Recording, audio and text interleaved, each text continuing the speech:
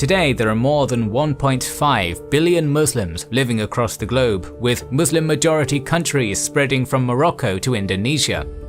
But just like virtually all other religions, Islam is not united and has branches interpreting the Quran and matters related to political events in the history of Islam in a different way.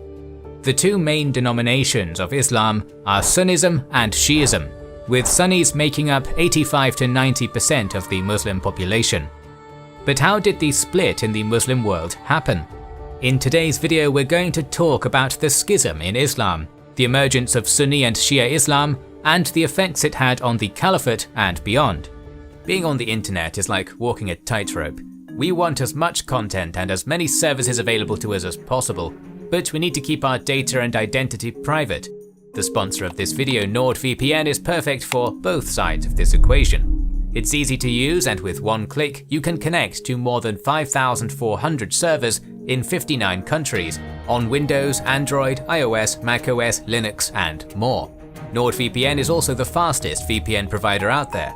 If you're looking for movies and TV shows not available in your country, just click on the map and access all content you might ever want. Are you a gamer and the game you're eager to play is not available in your country or is geo-restricted? You're just one click away. Also helpful if discounts you're interested in are geo-locked. NordVPN encrypts all your traffic, so your internet service provider can't slow down your streaming speed. So support us, gain access to all content, and protect your data by going to nordvpn.com/kingsandgenerals and using our coupon code KingsandGenerals. You'll get a 2-year plan plus 1 additional month with a huge discount. We need to start our story with Ali ibn Abi Talib, one of the most important people in the history of Islam. Ali was born in Mecca in the powerful Hashimi clan and was a cousin of the Muslim prophet Muhammad. They had a strong bond, as Ali's father had raised Muhammad when he became orphaned, and later Ali would live in Muhammad's household. When in 610 AD Muhammad proclaimed his prophethood, Ali was one of the first people to accept Islam and recognize Muhammad as the prophet. But Muhammad's proselytizing was not initially popular among the polytheistic Meccans, and he and the early Muslims had been oppressed. The rumors of a plot against Muhammad were spreading, forcing him to leave Mecca for Medina with the majority of his followers in 622, which was called Hijra, the migration, an event so momentous that the new Islamic calendar starts with that day. Initially, Ali stayed behind to return people the possessions they had entrusted upon the Prophet for safekeeping, but very soon he joined other Muslims in Medina, and in 623 married Muhammad's daughter Fatima Zahra, becoming one of the most trusted companions of Muhammad. Known in the Muslim community for wisdom and fairness, he earned the nickname Asad Allah, the Lion of God, for his military exploits and courage on the battlefield. By 631, the Islamic community, the Ummah, had been able to assert control over Mecca and large swaths of the Arabian Peninsula and was already a formidable force. But who was going to succeed aging Muhammad? And this is the root of the split in Islam. As one would expect, Sunni and Shia sources offer different interpretations. On the way back from his last pilgrimage, Muhammad gave a sermon at the Ghadir Qum oasis, took Ali by his hand, and proclaimed that anyone who has me as his Mawla has Ali as his Mawla. Shia theology believes that in Ghadir Qum, the Prophet designated Ali as his successor by calling him Mawla, a polysemous Arabic word with several meanings, one of which is leader or master. Sunnis believe that the Ghadir Qum episode was merely a proclamation of affinity of the Prophet to his loyal companion and son-in-law, and interpret the word Mawla using its second definition, a friend. Another important episode in the succession dispute between the Sunni and Shia theologies is connected to the so-called pen and paper episode. This is considered a genuine hadith, as both Sunni and Shia theologians accept it, but interpret it differently.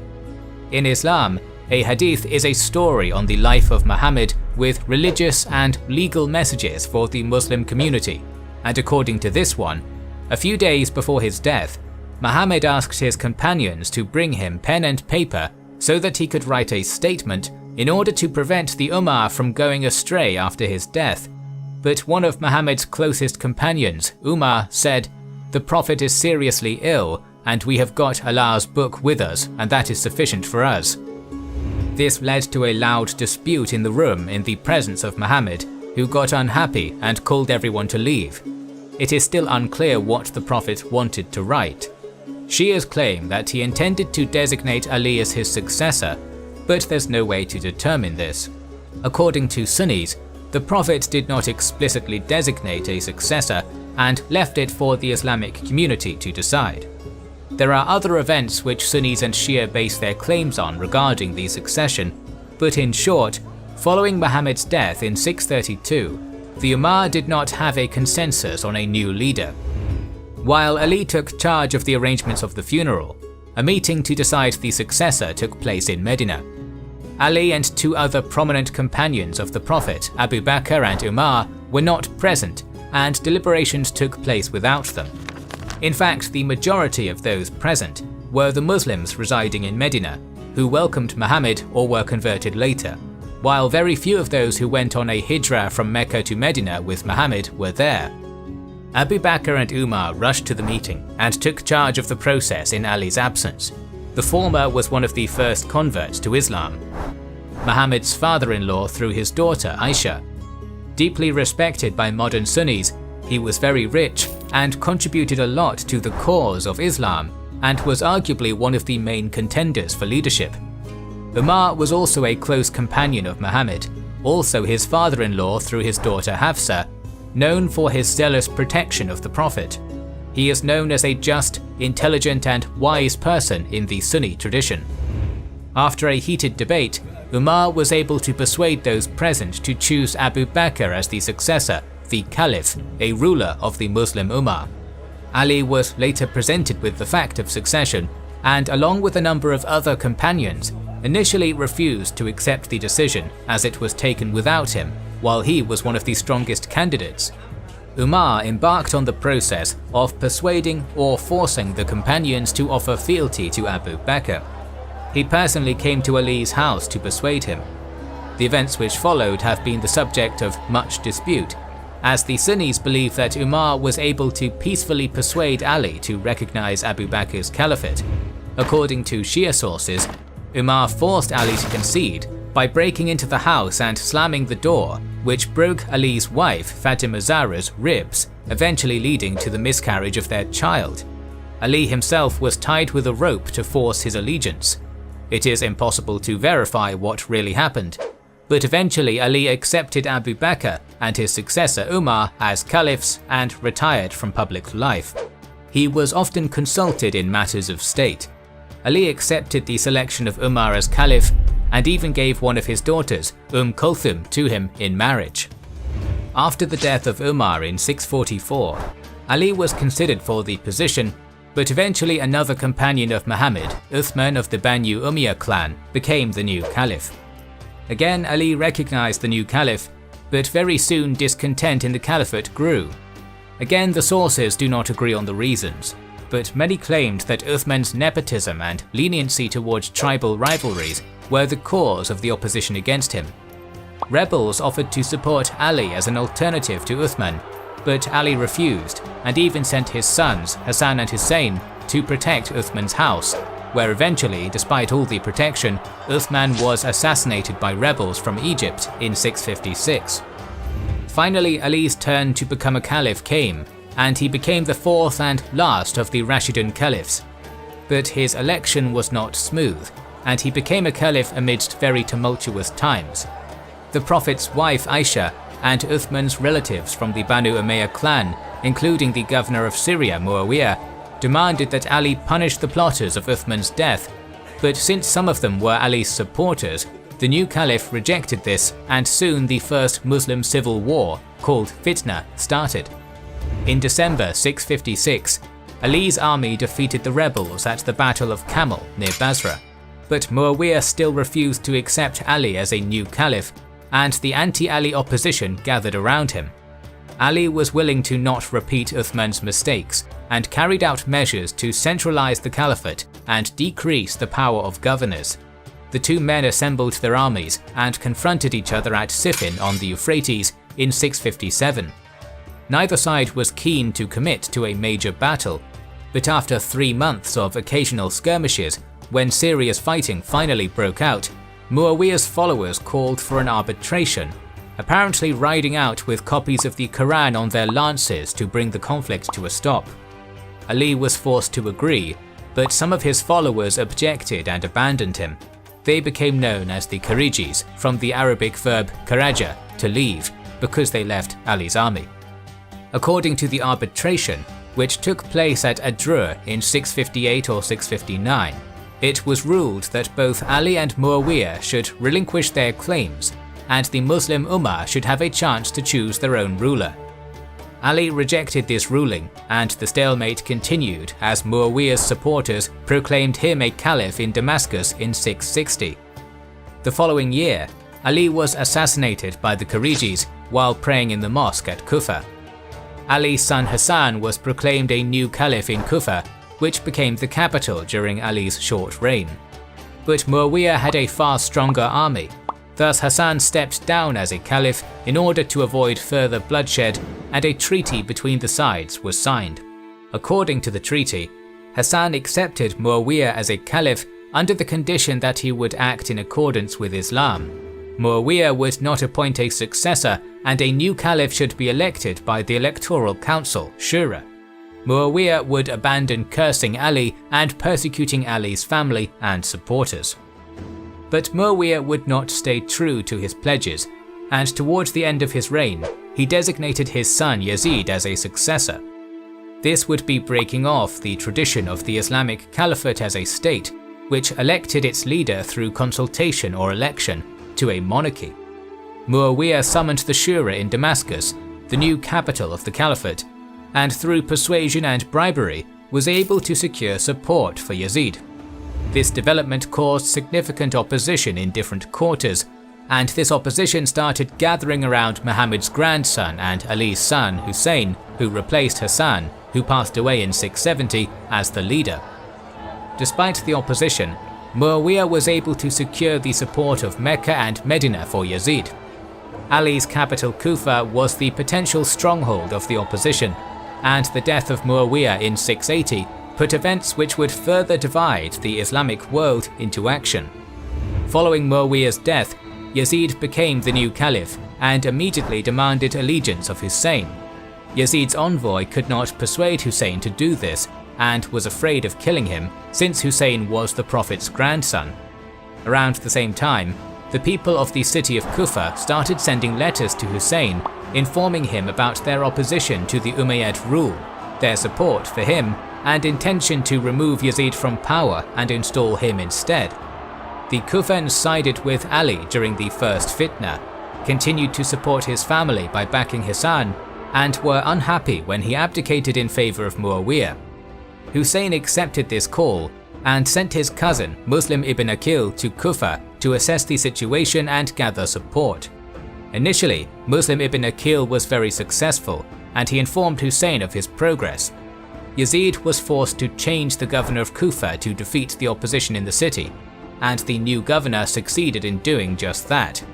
With support dwindling, Muslim ibn Aqil decided to carry out a revolt before Hussein's arrival, but it was defeated. Hussein did not know about this, and in September of 680 started his journey towards Kufa with around 50 men and his family members. On the way, Hussein received information about the death of Muslim ibn Aqil and the defeat of the revolt in Kufa. He called on those who joined him on the way to leave, understanding the futility of his attempt to challenge Yazid.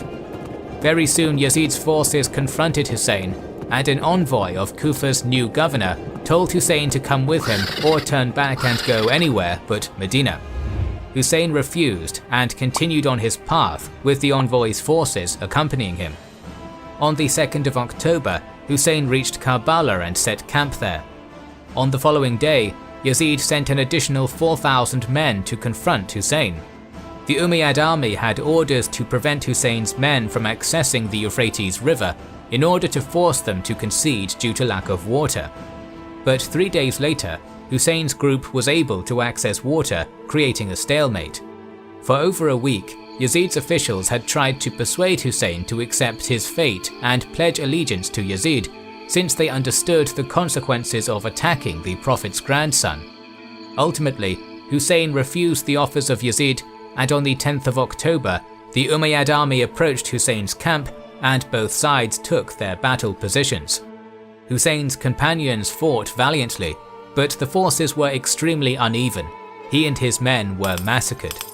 This included 7 sons of Ali, including Hussein himself, 2 of Hussein's sons, 3 sons of his brother Hassan, and the other grandchildren of Ali. Many from the Prophet's family were killed. This was a final straw, completing the schism in the Islamic world and dividing it into Sunni and Shia.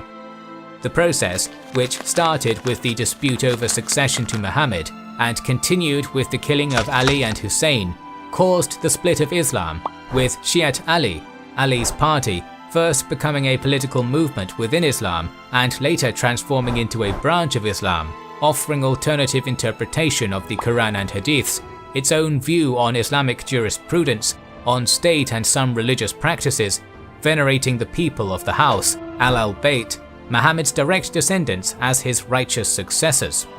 The Sunni, also known as the people of the Sunnah and the community, al-Sunnah wa al-Jama, remained the majority in Islam, and although naturally there has been some transformation in Sunni Islam in comparison with early Islam, coming with new times and different interpretations of holy texts by Sunni scholars, the main distinctions between the 2 largest branches of Islam go back to the events we have described above.